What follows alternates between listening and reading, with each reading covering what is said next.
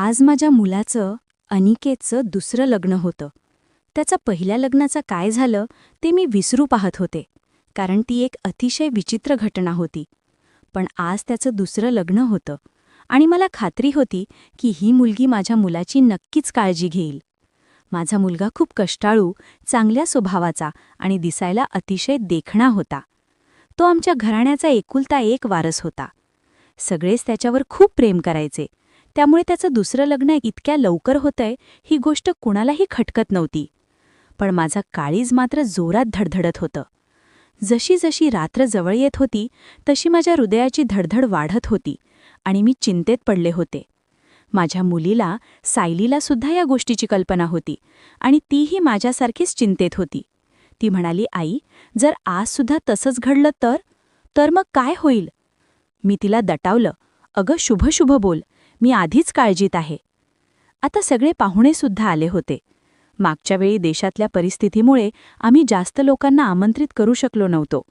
पण या लग्नात सगळे नातेवाईक मोठ्या उत्साहाने आले होते. त्यामुळे त्यांना पहिल्या लग्नाबद्दल जास्त माहिती नव्हती आणि त्यांना हेही माहीत नव्हतं की नेमकं असं काय घडलं होतं ज्यामुळे अनिकेतला पुन्हा लग्न करावं लागलं. माझा मुलगा अनिकेतसुद्धा आनंदी होता. तशी काही समस्या नव्हती, कारण त्याची होणारी बायको पहिल्या पत्नीपेक्षा जास्त सुंदर आणि वयाने लहान होती. त्यामुळे त्याने आनंदी असणं साहजिकच होतं.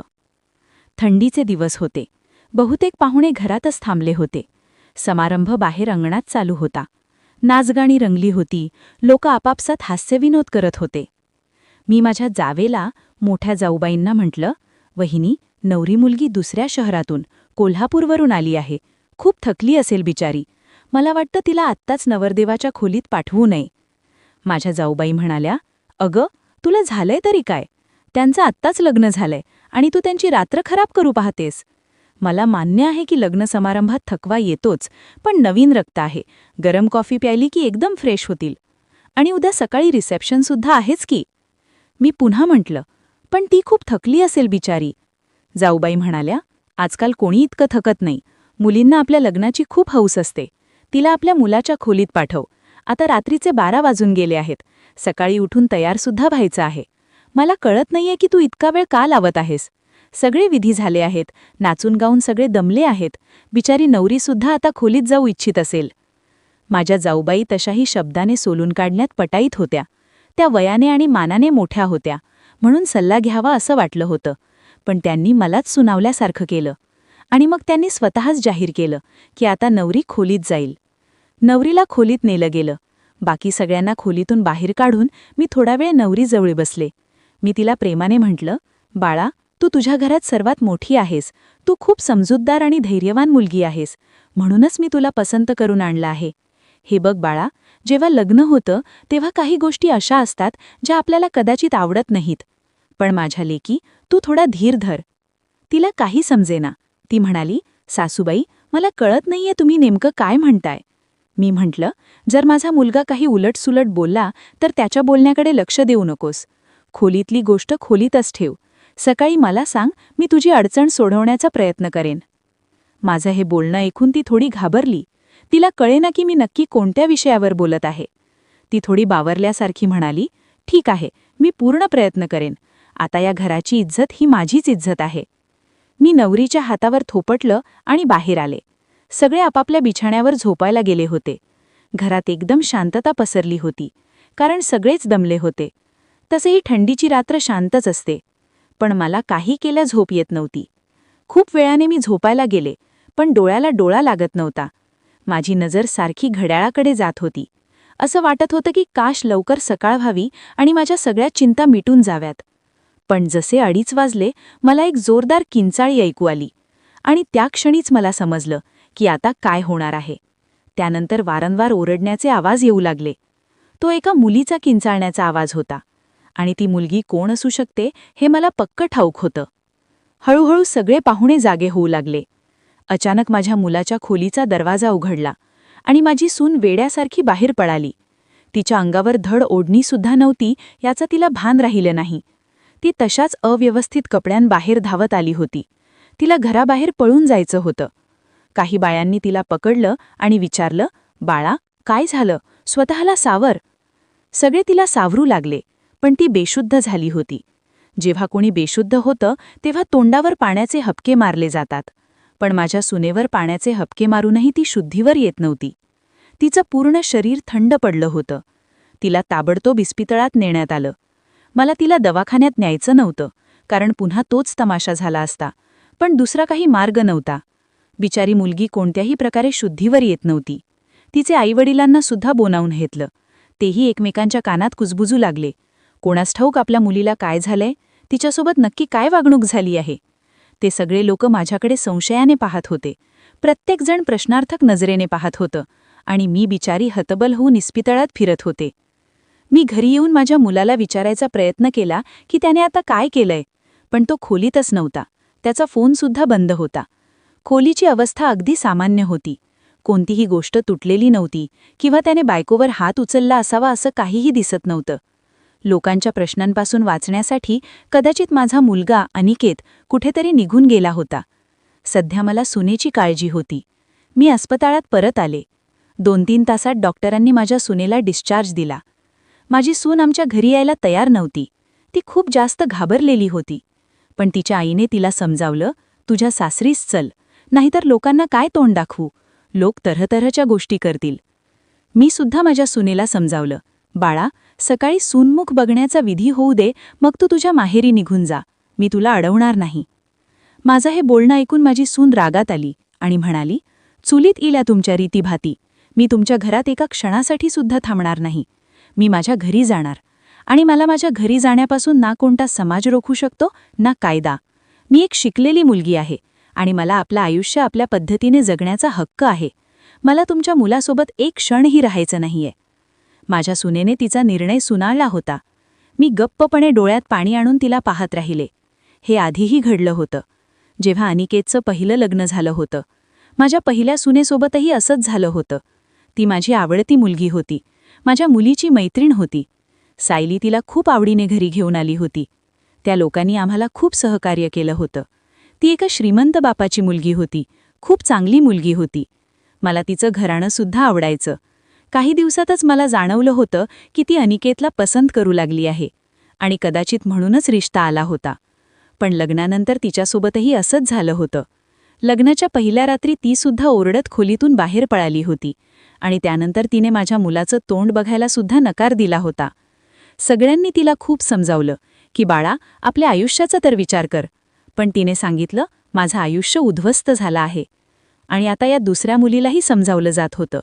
पण ती सुद्धा म्हणत होती की जर मला राहायचेच नाहीये तर मी नाही राहणार तुमच्या मुलासोबत. माझा मुलगासुद्धा काही उत्तर देत नव्हता. माहीत नाही कुठे निघून गेला होता. मुलीचा बाप वारंवार म्हणत होता, त्या माणसाला बोलवा, आम्ही त्याला विचारू की त्याने आमच्या मुलीसोबत काय केलं आहे. सगळे त्याच्यावर प्रश्नांचा भडीमार करत होते, पण तिने मौन पाळलं होतं. ती काहीच बोलत नव्हती. थकून सगळे शांत झाले. मुलीचे आईवडीलसुद्धा अनिकेतला शिव्याशाप देत निघून गेले. ते आपल्या मुलीलासुद्धा सोबत घेऊन गेले. चांगलाच तमाशा झाला होता. मुलीच्या आईवडिलांनी आमची बेइज्जती करण्यात कोणतीही कसर सोडली नव्हती. पण अनिकेत आपल्या तोंडातून एक शब्दही काढत नव्हता. अनिकेतचे वडील तर आधीच हे जग सोडून गेले होते. सगळा अपमान मला एकटीला सहन करावा लागला. घरात जमलेल्या लोकांनीसुद्धा आम्हाला बऱ्याच वाईट साईट गोष्टी सुनावल्या. मुलीची आई तर आवरतच नव्हती. ती ओरडून ओरडून मला वाईट बोलत होती. पण त्यात बिचारीची काय चूक होती? अखेर तिच्या मुलीचं आयुष्य बर्बाद झालं होतं. आज स्वतःला खूप एकटं वाटत होतं. काश अनिकेतचे वडील आज असते तर मी इतक्या लवकर हिंमत हारली नसती. लोकांचे टोमणे मी एकटीच ऐकत राहिले. अनिकेत मोठा होता. त्याच्यापेक्षा लहान माझी एक मुलगी सायली, जी कॉलेजमध्ये शिकत होती. सगळे लोक आपापसात कुजबुजत होते. अनिकेतबद्दल वेगवेगळ्या कथा बनवल्या जात होत्या. कोणी म्हणत होतं, कदाचित अनिकेत वेडा आहे, तर कोणी म्हणत होतं, वाटतं अनिकेत मानसिक रुग्ण आहे. कोणी म्हणत होतं, माहीत नाही त्याने नवीन नववीसोबत असं काय केलं की ती इतकी जास्त घाबरली. जितकी तोंड तितक्या गोष्टी. पण माझ्याकडे या कशाचंच उत्तर नव्हतं. जेव्हा लोकांना खरं कारण माहीत नसतं तेव्हा ते स्वतःच्याच कथा बनवतात आणि स्वतः बनवलेल्या या उलटसुलट कथा सत्यापेक्षा जास्त भयानक असतात. पण समस्या ही होती की सत्य मलाही माहीत नव्हतं. असं काय होतं की लग्नाच्या पहिल्या रात्रीच माझ्या सुना माझ्या मुलाच्या खोलीतून ओरडत पळून जायच्या? त्या मुलीने सुद्धा मला काही सांगितलं नव्हतं. मी मनात विचार केला, होऊ शकतं तिने आपल्या आईवडिलांना काही सांगितलं असेल. सत्य जाणून घेण्यासाठी मी त्यांच्या घरी फोन केला. जरी त्यांनी आमच्याशी संबंध तोडले होते तरी माणुसकीच्या नात्याने मी तिची विचारपूस करण्यासाठी फोन केला. फोन मुलीच्या आईने उचलला होता. मी विचारलं, आता कशी तब्येत आहे तुमच्या मुलीची? माझा आवाज ऐकताच त्या भडकल्या आणि म्हणाल्या, माझी मुलगी अजूनही ठीक झाली नाहीये. खबरदार जर यापुढे तुम्ही फोन केला तर. हे सगळं ऐकून मी खूप जास्त अस्वस्थ झाले होते. माझ्या पहिल्या सुनेसोबत सुद्धा असंच झालं होतं. माझ्या मुलीने सांगितलं होतं की ती कमीत कमी 6-7 महिने आजारी होती. अखेर काय समस्या होती माझ्या मुलाला? मला काहीच समजत नव्हतं. काय कमी होती की त्याच्या बायका त्याला घाबरून पळून जायच्या? अनिकेतबद्दल बोलायचं तर तो खूप साधा सरळ मुलगा होता. लहानपणापासूनच कमी बोलणारा, पण त्याच्यात कोणतीही अशी सवय नव्हती जी ॲबनॉर्मल असेल. अनिकेत माझं पहिलं अपत्य. आम्ही त्याला खूप लाडाकोडाने वाढवलं होतं, पण आमच्या अतिलाडाने तो बिघडला नव्हता. हो, त्याला स्वतःच्या सौंदर्याचा गर्व नक्कीच होता. तो म्हणायचा, माझ्या दिसण्यापुढे आणि स्मार्टनेसपुढे सगळे फिके आहेत. त्याला नटण्यामुरडण्याचा खूप शौक होता. चांगल्या ब्रँडेड वस्तू वापरायचा. अभ्यासातही हुशार होता. नोकरीही वेळेवर मिळाली होती. आपल्या बहिणीसाठी सुद्धा एक जबाबदार भाऊ होता. आपली बहीण सायलीला कॉलेजला सोडायला जायचा आणि परत घेऊन यायचा. घरात खर्चासाठी पैसे द्यायचा. कधी माझ्याशी चढ्या आवाजात बोलला नाही. त्याचे मित्रसुद्धा असे नव्हते की मी म्हणेन तो वाईट संगतीत पडलाय. कोणतंही व्यसन वगैरे करत नव्हता. बस त्याचे काही मोजकीच मित्र होते. त्याचा एक सर्वात जवळचा मित्र होता निलेश, जो बाहेर परदेशात राहायचा. कधीतरी त्याच्याशी फोनवर बोलणं व्हायचं. कधीतरी माझंही त्याच्या मित्राशी बोलणं करून द्यायचा. कधीतरी मला म्हणायचा, आई, खूप चांगला मुलगा आहे. थोडक्यात काय तर सगळं काही नॉर्मल होतं. पण हे जे 2 वेळा घडलं ते अजिबात नॉर्मल नव्हतं. माहीत नाही माझ्या मुलात काय कमी होती. तो असं काय करायचा आपल्या बायकांसोबत की त्या पळून जायच्या? दिवस हळूहळू पुढे सरकत गेले. अनिकेत थोडा नॉर्मल झाला होता. आता घरात थोडंफार बोलू लागला होता.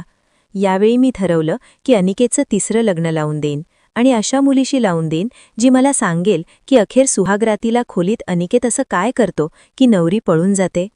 अनिकेतच्या 2ही बायकांशी घटस्फोट झाले होते. मला हेही वाटत होतं की जी सून येईल ती माझ्या घरातच राहावी, इथून पळून जाऊ नये. मला कोणाचं आयुष्य बर्बाद करायचं नव्हतं, कारण मी सुद्धा एका मुलीची आई होते आणि मला हे चांगलं ठाऊक होतं की घटस्फोटाचा डाग एका मुलीसाठी किती मोठी बदनामी असते.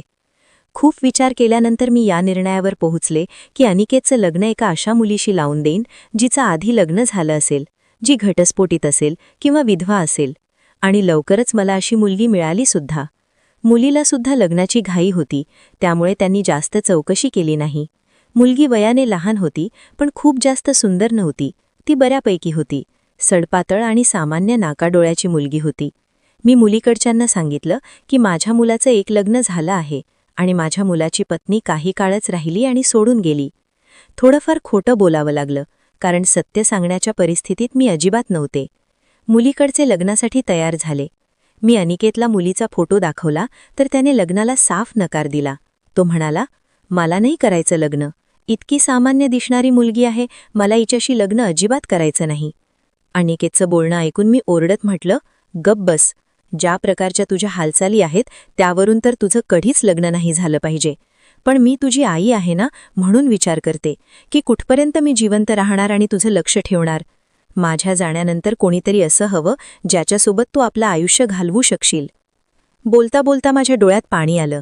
माझ्या डोळ्यात पाणी बघून अनिकेत गप्प झाला. त्याने लग्नासाठी होकार दिला आणि उठून खोलीत निघून गेला. कुठेतरी अनिकेतच्या मनात भीती नक्कीच होती. तो माझ्याशी नजर चोरत होता. पण यावेळी मी सुद्धा ठरवलं होतं की मी सत्य जाणूनच घेणार. मी आधीच ठरवलं होतं की यावेळी मी मुलीला विश्वासात घेईन, पण तिला हे सांगणार नाही की आधीच्या बायका घाबरून पळून गेल्या होत्या. तिला प्रेमाने समजावेन, तिला विश्वास देईन की जर काही विचित्र गोष्ट घडली तर तिने मला सांगावं, मी तिची समस्या सोडवीन. पण यावेळी लग्नाचा बेत एकदम साधेपणाचा होता आणि मग मी खूप साधेपणाने अनिकेतचं लग्न लावून दिलं. मुलीचं नाव गौरी होतं. खूपच प्रेमळ मुलगी होती. माझ्या मुलीने मला मनाई केली होती, आई, राहू दे, दादाला दादाच्या नशिबावर सोडून दे.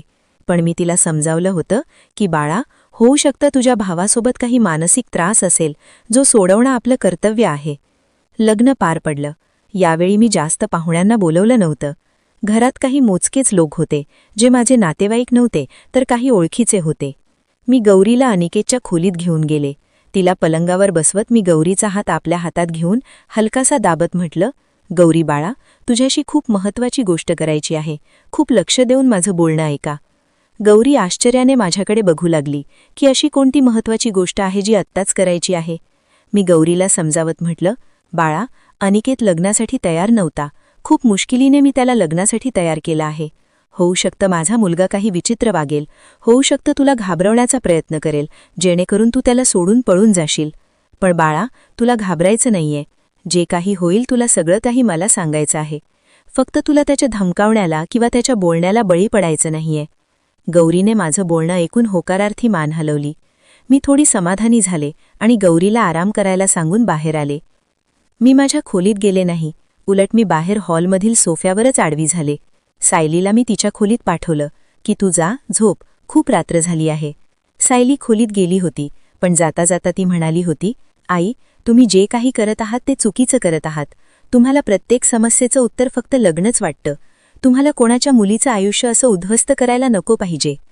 सायली गेली होती आणि मी सोफ्यावर पडून मनातल्या मनात देवाचा धावा करत होते आणि प्रार्थना करत होते की हे देवा, ही रात्र सुखाची जाऊ दे.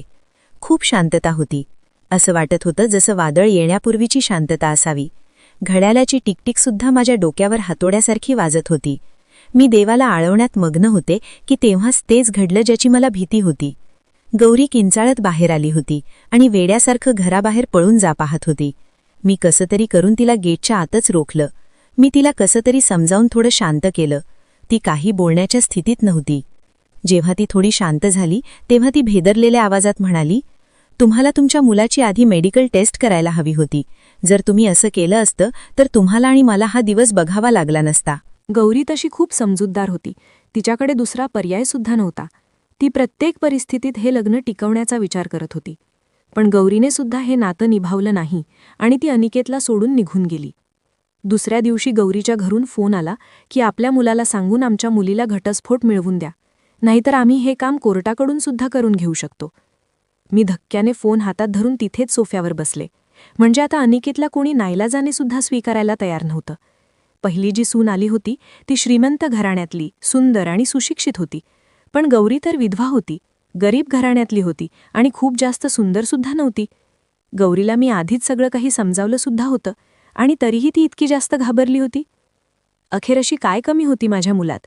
आम्ही जे दागिने आणि पैसे मुलीला देत होतो ते मुलीचे घरचे दुसऱ्याच दिवशी परत करत होते. मी तर हुंडासुद्धा घेत नव्हते. मग अखेर असं काय होतं की अशा देखण्या, शिकलेल्या आणि श्रीमंत मुलाला सोडून मुली पळून जात होत्या? माझं डोकं विचार करून करून फुटायची वेळ आली होती. कसं शोधून काढू की नक्की भानगड काय आहे? अनिकेतसुद्धा स्वतःच्या तोंडून काही सांगायला तयार नव्हता. जेव्हाही याबद्दल काही बोलण्याचा प्रयत्न करायचे तेव्हा तो उठून बाहेर निघून जायचा. मला बोलण्याची संधीच द्यायचा नाही. पण आता मी प्रत्येक वेळी अनिकेतवर नजर ठेवू लागले होते. त्याच्या एक एक हालचालीवर लक्ष देत होते. कदाचित काहीतरी असा पुरावा मिळेल ज्यामुळे मी शोध लावू शकेन, सत्य जाणून घेऊ शकेन की नक्की सत्य काय आहे. पण त्याच्या हावभावावरून कधी असं वाटलंच नाही की त्याच्यात काही ॲबनॉर्मल आहे. एकदम नॉर्मल मुलांसारखा होता, जसे इतर मुलं असतात. मला कोणताही रस्ता दिसत नव्हता. एक दिवस कंटाळून मी अनिकेतच्या मित्राला फोन लावला, त्या परदेशात राहणाऱ्या मित्राला, निलेशला. मी विचारलं, निलेश, तू अनिकेतचा एकुलता एक मित्र आहेस, ज्याच्याशी अनिकेत आपल्या मनातल्या सगळ्या गोष्टी बोलतो. मला अनिकेतबद्दल सगळं सांग. त्याने आपल्या आयुष्याबद्दल तुला नक्कीच काही ना काही सांगितलं असेल. पण हे ऐकून तर मी हैराण झाले की त्याने आपल्या मित्राला आपल्याबद्दल काहीच सांगितलं नव्हतं. आणि हीच गोष्ट मला खूप विचित्र वाटली की त्याने आपल्या मित्राला हेही सांगितलं नाही की माझी 3 लग्न झाली आहेत आणि माझ्या 3ही बायका मला सोडून पळून गेल्या आहेत. त्याने ही गोष्ट आपल्या सर्वात जवळच्या मित्रापासून लपवून ठेवली होती. हे मला खूप खटकत होतं. पण कदाचित त्याला लाज वाटत असावी म्हणून त्याने सांगितलं नसेल. लग्नाच्या रात्रीच पत्नीचं पळून जाणं, तेही 3 बायकांचं. हळूहळू 6 महिने आणखी निघून गेले. घरात सगळं काही नॉर्मल चालू होतं, पण अनिकेतला घेऊन मी खूप जास्त चिंतेत होते. असं काय होतं जे नवरी लग्नाच्या रात्रीच पळून जात होती? मी पुन्हा एकदा अनिकेतच्या लग्नाचा विचार केला आणि यावेळी मी ठरवलं की सत्य जाणूनच राहीन. यावेळी मी मुलीला सगळं काही खरं सांगितलं, काहीही लपवलं नाही. आणि मुलगीसुद्धा अशा घरातून आणली होती ज्यांना लग्नाची अत्यंत गरज होती, कारण हे लोक खूप गरीब होते. तिच्या घरात तिचे 2 लहान भाऊ होते. मी म्हटलं, तुझ्या दोन्ही भावांच्या शिक्षणाची जबाबदारी माझ्यावर आहे आणि लग्नातसुद्धा तुम्हाला काहीही खर्च करावा लागणार नाही. मुलीला तर मी राजी केलं होतं. मुलीचे आईवडीलसुद्धा तयार झाले. पण मी मागची पार्श्वभूमी मुलीच्या आईवडिलांना सांगितली नव्हती, फक्त मुलीला सांगितली होती. मुलगी थोडी घाबरलेली होती, कारण मी लग्नाआधीच सर्व गोष्टी तिला समजावून सांगितल्या होत्या. आधी तर ती खूप जास्त घाबरली. मग स्वतःला सावरत म्हणाली, काहीही होवो, मी या लग्नासाठी तयार आहे. जर माझ्या थोड्याशा त्यागाने माझ्या भावांचं आयुष्य बनत असेल तर त्यात वाईट काय आहे? जे काही होईल ते सहन करेन, आणि तसंही सर्व तडजोडी बाईलाच कराव्या लागतात. मुलगी, जिचं नाव होतं सुमन. मी आधी गौरी म्हटले, पण या स्क्रिप्टच्या भागासाठी आपण नाव सुमन ठेवूया, किंवा एक समानतेसाठी गौरी ठेवूया. चला, आपण तिसऱ्या मुलीचं नाव गौरी ठेवू, कारण वर आपण तेच वापरले आहे. गौरी जरी गरीब घरची होती तरी खूप संस्कारसम्य आणि समजूतदार वाटली मला. मनातल्या मनात खुश झाले की जर गौरी माझी सून बनली आणि माझ्या घरात टिकून राहिली तर हे माझ्यासाठी खूप भाग्याचं ठरेल. संस्कारांसोबतच गौरी खूप सुंदरसुद्धा होती. यावेळी लग्न पुण्यातल्या एका मंदिरात झालं होतं. सगळं काही ठीक होतं, आणि आनंदाची गोष्ट म्हणजे रात्रसुद्धा उलटून गेली होती आणि सकाळ झाली होती. सकाळ होताच मी खोलीचा दरवाजा ठोठावला, पण कोणी दरवाजा उघडला नाही. मी खूप काळजीत होते. कोणीच दरवाजा उघडत नव्हतं. थोड्या वेळाने खोलीची दुसरी चावी घेऊन आले आणि मी स्वतः दरवाजा उघडला. खोलीच्या आतलं दृश्य पाहून माझी किंचाळीच निघाली, कारण माझी सून बेशुद्ध पडली होती. अनिकेत खोलीत कुठेही दिसत नव्हता, कदाचित बाथरूममध्ये होता. मी पटकन डॉक्टरांना बोलावलं. डॉक्टरांनी सांगितलं की ती फक्त भीतीमुळे बेशुद्ध झालीये. तिच्या शरीरावर कोणत्याही प्रकारच्या जखमेच्या खुणा नाहीत. अनिकेतच्या चेहऱ्यावर सुद्धा चिंता दिसत होती. असं वाटत होतं की तो सुद्धा या परिस्थितीमुळे त्रस्त आहे. व्यवस्थित तपासणी केल्यानंतर आणि काही औषधं देऊन डॉक्टर निघून गेले. डॉक्टर म्हणाले की गौरी लवकरच शुद्धीवर येईल. अनिकेतसुद्धा तयार होऊन आपल्या ऑफिससाठी निघून गेला होता. मी गौरीपाशीच बसून राहिले. थोड्या वेळात गौरीने डोळे उघडले. शुद्धीवर येताच ती बाहेरच्या दिशेने पळाली, हे म्हणत की मला इथे नाही राहायचं, मला माझ्या घरी जायचंय, माझ्या आईबाबांकडे. मी गौरीचा हात पकडला. गौरी, तू असं नाही करू शकत. मी तर तुला सर्व सत्य सांगितलं होतं आणि तू तयारसुद्धा झाली होतीस, मग तू असं का म्हणतीयस? पण गौरी माझं काहीही ऐकायला तयार नव्हती. रडत म्हणाली, काकू, मला माफ करा, मी मजबूर आहे, मी इथे नाही राहू शकत. तुम्ही निर्धास्त राहा, मी माझ्या आईबाबांना काही सांगणार नाही, सगळं सांभाळून घेईन. फक्त तुम्ही मला या घरात राहण्याचा आग्रह करू नका. पण गौरी, मला सांग तरी खरी, नक्की काय झालं होतं? मी सत्य जाणून इच्छिते. गौरी, तू मला वचन दिलं होतंस की तू अनिकेतचं सत्य मला नक्की सांगशील. काकू, अनिकेतबद्दल मी काही सांगू शकत नाही. जर मी अनिकेतबद्दल बोलले तर तो मला जीवे मारेल. माझ्या जीवाची मला पर्वा नाही, पण अनिकेत माझ्या भावांना सुद्धा सोडणार नाही. प्लीज मला जाऊ द्या. तिच्या डोळ्यात विनवणीचे असे केविलवाणे भाव होते की मी तिला अडवू शकले नाही. गौरी निघून गेली होती. मी वाट पाहत होते की आता काही वेळात गौरीच्या आईवडिलांचा फोन येणार, पण असं काही झालं नाही.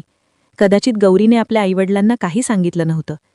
अनिकेतच्या 3ही, आधीच्या 2 आणि ही तिसरी बायकांनी दुसऱ्याच दिवशी घटस्फोटाची मागणी केली होती, पण गौरीने असं काही केलं नव्हतं. याचा अर्थ गौरी अजूनही माझ्या मुलाची पत्नी होती. मी विचार केला की आता मी अनिकेतचं चेकअप करूनच राहीन. शुद्धीत असताना तर अनिकेत असं कधीच करू देणार नाही.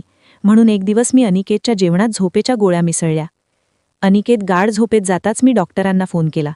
डॉक्टरांनी अनिकेतचे काही सॅम्पल घेतले आणि जसा रिपोर्ट येईल तसं सांगतो, असं म्हणून डॉक्टर निघून गेले. आणि मग मी आतुरतेने अनिकेतच्या रिपोर्टची वाट पाहू लागले. दुसऱ्या दिवशी डॉक्टरांचा फोन आला आणि ते म्हणाले की अनिकेत एकदम नॉर्मल आहे, त्याचे सगळे रिपोर्ट नॉर्मल आले आहेत. हे ऐकून तर माझ्या आश्चर्याला पारावार उरला नाही. जर अनिकेत नॉर्मल आहे तर लग्नाच्या पहिल्या रात्री त्याच्या बायका का पळून जातात?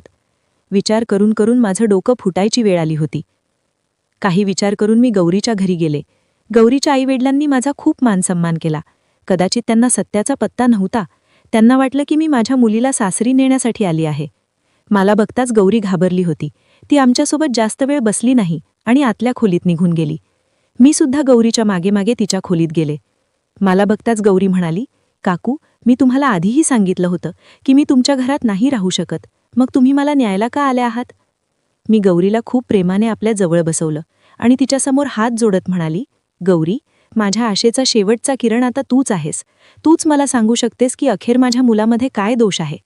एक मजबूर आई तुला हात जोडून विनंती करते, प्लीज नाही म्हणू नको. माझ्या डोळ्यातले अश्रू आणि माझे जोडलेले हात पाहून गौरीने माझे हात पकडले आणि म्हणाली, काकू, मी मजबूर आहे. प्लीज तुम्ही माझ्यासमोर हात नका जोडू. जेव्हा गौरी कोणत्याही प्रकारे सत्य सांगायला तयार झाली नाही, तेव्हा मी गौरीला म्हटलं, ठीक आहे, तू स्वतःच्या तोंडून काही सांगू नकोस. मी स्वतः माझ्या डोळ्यांनी बघेन. पण तू माझी मदत तर करू शकतेस. तू आजच्या रात्रीसाठी माझ्या मुलाच्या खोलीत पुन्हा थांब.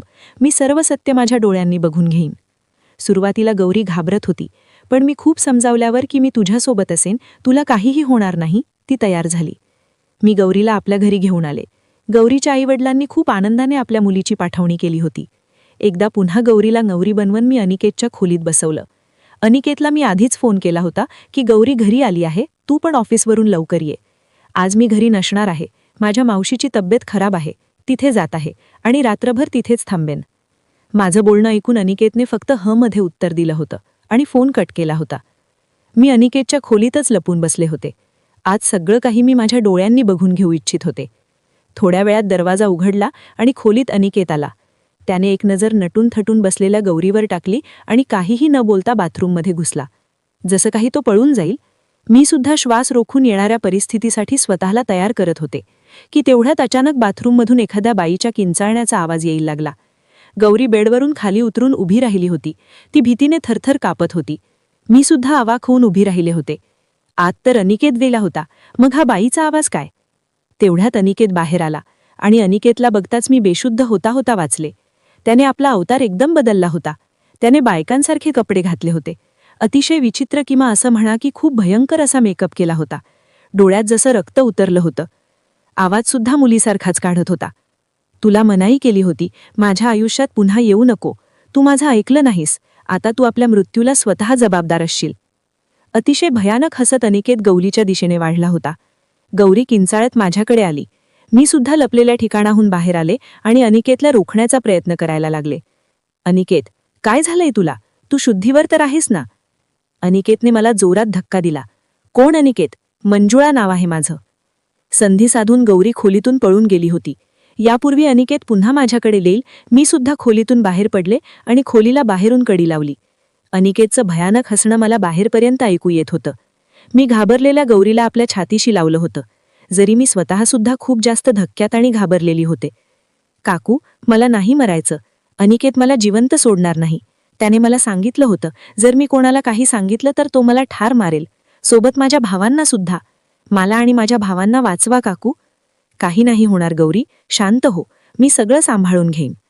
माझं डोकं थोडं काम करायला लागलं तेव्हा सर्वात पहिला विचार माझ्या मनात हाच आला की कदाचित अनिकेतवर कोण्या भूताची बाधा आहे.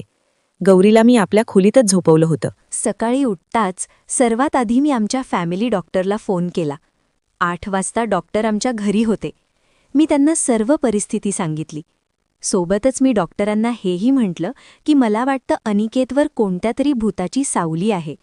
माझं बोलणं ऐकून डॉक्टर म्हणाले, मला नाही वाटत ही भूताची बाधा आहे. मला तर अनिकेत एक मानसिक रुग्ण वाटतो. त्याला वेडेपणाचे झटके येतात. असे रुग्ण एखाद्या सिनेमात किंवा एखाद्या गोष्टीत हरवून जातात आणि त्याच पात्रात स्वतःला उतरवतात. पण तुम्ही टेन्शन घेऊ नका. या आजारावर इलाज आहे. आपल्या माणसांच्या प्रेमाने आणि काही औषधांनी रुग्ण बरा होतो. थोडा वेळ लागतो, पण रुग्ण पूर्णपणे बरा होतो. नवीन नवरीला बघून अनिकेतला हे वेडेपणाचे झटके येतात आणि हे झटके अनिकेतला का येतात याचा सुगावा त्याच्या खोलीतच मिळेल. एकदा सुगावा लागला की त्याचा इलाज आपण चांगल्या प्रकारे करू शकू. डॉक्टर मला धीर देऊन निघून गेले होते. गौरी जागी झाली होती. रात्रीपेक्षा थोडी सामान्य वाटत होती. मी तिला नाश्ता करवला. नाश्ता करताना गौरी म्हणाली, मला वाटतं आता मी माझ्या घरी जायला हवं. गौरीच्या डोक्यावरून प्रेमाने हात फिरवत मी म्हटलं, गौरी बाळा, सर्वात आधी तर तू मला काकू म्हणणं बंद कर. तू मला आई म्हण. आणि दुसरी गोष्ट, आता हेच तुझं घर आहे. इतकं सगळं आपल्या डोळ्यांनी बघितल्यानंतर सुद्धा तुम्ही हे कसं म्हणू शकता? गौरीने हैराणीने विचारलं. मी गौरीला म्हटलं, आत्ताच डॉक्टरांशी माझं बोलणं झालंय. अनिकेत एकदम बरा होईल. फक्त त्याला थोड्या प्रेमाची आणि थोड्या काळजीची गरज आहे, जी आपण दोघी मिळून त्याला देऊ. माझा विश्वास ठेव, अनिकेत खूप चांगला मुलगा आहे. तो तुला खूप प्रेमाने ठेवेल. माझं खूप वेळ समजावल्यावर आणि आपल्या आईवडिलांची परिस्थिती बघता गौरी तयार झाली होती. मी खूप प्रेमाने गौरीला म्हटलं होतं, गौरी बाळा, आता तू एकदा मला आई म्हण आणि गौरीने हसून मला आई म्हटलं होतं, जे ऐकून माझ्या काळजात थंडावा पसरला. मला आशेचा किरण दिसला होता की माझा मुलगा बरा होईल, त्याचंही घर वसेल. मी अनिकेतशी एकदम नॉर्मल वागले. म्हटलं, माहीत नाही बाळा, दरवाजा कसा बंद झाला, चल तू नाश्ता करून घे. मी त्याला काहीच जाणवू दिलं नाही. अनिकेतने नाश्ता केला आणि ऑफिससाठी निघून गेला.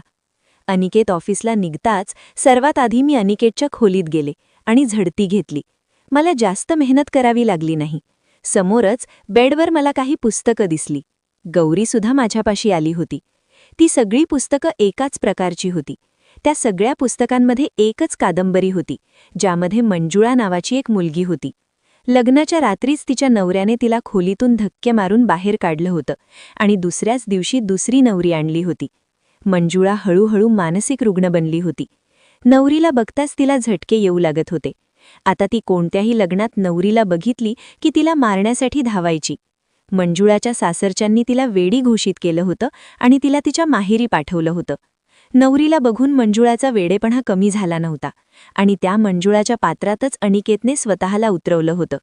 मी डॉक्टरांना फोन करून सर्व गोष्टी सांगितल्या. डॉक्टर म्हणाले की तुम्ही अजिबात घाबरू नका, मी काही औषधं देईन आणि जी कादंबरी अनिकेत वाचतो ती सगळी पुस्तकं तुम्ही खोलीतून बाहेर काढून टाका. हळूहळू प्रेमाने अनिकेतला समजावावं लागेल, त्याला मंजुळाच्या पात्रातून बाहेर काढावं लागेल. हळूहळू डॉक्टरांच्या औषधांनी आणि गौरी व माझ्या मेहनतीने अनिकेत बरा होऊ लागला होता. गौरी अनिकेतच्या समोर साधी राहायची, कोणताही भडक शृंगार करत नव्हती. अनिकेतच्या वागण्यात खूप बदल येऊ लागला होता. त्याच्या डोळ्यात आता मी गौरीसाठी प्रेम बघितलं होतं. गौरी कुठेही गेली की अनिकेतची नजर तिचा पाठलाग करायची. अनिकेतचा इलाज चालू होऊन आज 3 महिने झाले होते. गौरीने ज्या मेहनतीने आणि जिद्दीने माझी साथ दिली होती तिची मी ऋणी झाले होते. काही खूप चांगले कर्म केले असतील म्हणून मला गौरीसारखी सून मिळाली. गौरी अजूनही माझ्यासोबत माझ्या खोलीतच झोपायची, पण आज मी ठरवलं होतं की सगळं काही फायनल व्हायला हवं. मला पूर्ण विश्वास आहे की अनिकेत पूर्णपणे बरा झाला आहे. मी गौरीला म्हटलं, गौरी, आज तुला शेवटचं पाऊल उचलावं लागेल, त्यानंतर तुझ्या आयुष्यात आनंदच आनंद असेल. ती माझ्याकडे बघू लागली. मग मी तिला समजावलं की गौरी, आज तुला नवरी बनून अनिकेतच्या खोलीत बसावं लागेल. माझं बोलणं ऐकून गौरी घाबरली होती, पण मग लवकरच सावरली सुद्धा. कदाचित तिलाही खात्री होती की अनिकेत आता बरा झाला आहे. ती सुद्धा अनिकेतच्या प्रेमळ नजरेला समजू शकली होती. गौरी, तुला घाबरायची काही गरज नाही. तू दरवाजा उघडा ठेव. दरवाजाच्या बाहेरच मी उभी असेन, जोपर्यंत तुमच्या दोघांमध्ये सगळं काही ठीक होत नाही. जसं तुला काही चुकीचं वाटेल तू लगेच बाहेर ये. रात्री अनिकेत येण्यापूर्वीच मी गौरीला नवरीसारखं सजवलं. अनिकेतचा बेडसुद्धा खूप सुंदर सजवला होता. अनिकेतच्या येण्याची वेळ झाली होती. मी गौरीला सजलेल्या बेडवर बसवलं आणि बाहेर आले. थोड्या वेळात अनिकेतसुद्धा आला होता. जेवण करताना अनिकेतची नजर इकडे तिकडे काहीतरी शोधत होती. मी समजले होते की अनिकेत कुणाला शोधतोय, पण मी अनजान राहिले. काही वेळाने अनिकेत स्वतःच बोलला, आई, गौरी कुठे दिसत नाहीये, कुठे गेलीये का? यापूर्वी सायली आपलं वाक्य पूर्ण करेल मी तिला गप्प केलं. मी हसून म्हटलं, अनिकेत, तू आधी जेवण संपव, त्यानंतर तुझ्या खोलीत जा, तुला तुझ्या प्रश्नाचं उत्तर मिळेल. जेवण झाल्यानंतर अनिकेत आपल्या खोलीत निघून गेला. माझं काळीज जोरात धडधडत होतं. आता माहीत नाही काय होणार आहे. हे देवा, सगळं काही ठीक असू दे. मी सुद्धा अनिकेतच्या मागोमाग गेले आणि गेटच्या बाहेरच थांबले. मी कान लावून ऐकण्याचा प्रयत्न करत होते की आज सगळं ठीक तर आहे ना. उभं राहून मला खूप वेळ झाला होता, पण अजूनपर्यंत आत शांतता होती. आणि मग काही वेळाने मला गौरी आणि अनिकेतची कुजबूज ऐकू आली, पण ती प्रेसात बुडलेली कुजबूज होती. मी गालातल्या गालात हसले. माझ्या मनाला शांतता मिळाली. मी मनातल्या मनात देवाचे आभार मानले आणि माझ्या खोलीत आले आणि निवांतपणे झोपी गेले. सकाळी मला जाग उशिरा आली. आवरून किचनकडे पळाले तर गौरीला आधीच किचनमध्ये हजर पाहिलं. मला बघून गौरीच्या चेहऱ्यावर स्मितहास्य आलं. गौरीची झुकलेली नजर आणि लाजाळू हसण्यावरूनच मी ओळखलं की सगळं काही ठीक आहे. मी प्रेमाने गौरीच्या कपाळाचा मुका घेत म्हटलं, गौरी बाळा, तू इतक्या सकाळी किचनमध्ये काय करत आहेस? गौरी थोडी लाजत म्हणाली, आई, अनिकेतला कॉफी हवी होती, तीच बनवत होते. गौरीला कॉफी बनवताना सोडून मी बाहेर हॉलमध्ये आले आणि सोफ्यावर बसून डोळी मिटले. आज माझ्या अनिकेतच्या आणि गौरीच्या आयुष्यात आनंदच आनंद होता. देवा, माझ्या कुटुंबाला कोणाची नजर लागू नये. तर मित्रांनो, ही होती माझी कहाणी.